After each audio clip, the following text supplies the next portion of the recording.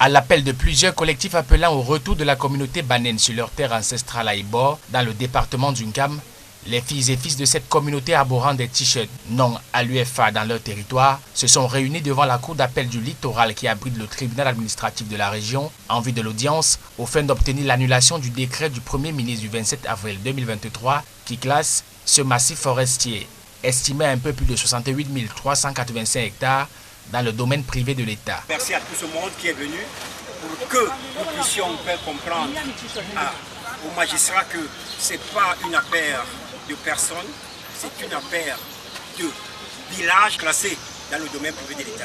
Fait pression avant le verdict de cette audience porteuse d'espoir, car il s'agit d'un peu plus de 50 villages concernés par cette décision du gouvernement qui met en péril le retour des communautés banen sur leur terre. Nous avons estimé utile d'accompagner les collectivités qui sont concernées par cette expropriation à la médiévale.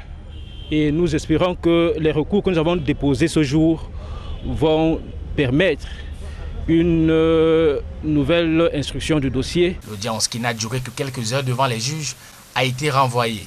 Mais pour les avocats des victimes qui dénoncent un processus de reclassement n'ayant respecté aucune disposition légale et réglementaire, il est question pour l'État de renoncer en annulant l'application de ce décret. C'est la raison pour laquelle le tribunal administratif du littoral est saisi aujourd'hui pour annuler purement et simplement le décret du Premier ministre qui, d'une manière voilée, tente d'exproprier ces ressortissants de leurs biens sans observer la procédure en la matière. Le départ de la communauté banen de son territoire remonte à l'époque de la guerre des indépendances. Pour les ressortissants de cette zone, le règlement devant conduire à la fin de cet exil est tout aussi simple.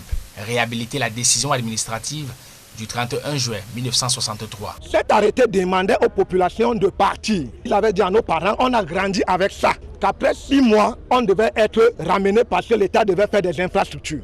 Nous comprenons que l'État n'a pas pu gagner la guerre en 6 mois et qu'une fois la guerre terminée, on devait être ramené, ce qui n'a pas été fait. Depuis plusieurs années, le massif forestier des Bords est au centre d'intérêts divergents entre les populations déplacées banen qui souhaitent plus que jamais retourner dans leur village et conserver leurs droits coutumiers sur leur propriété et l'État qui y lorgne des grosses recettes forestières.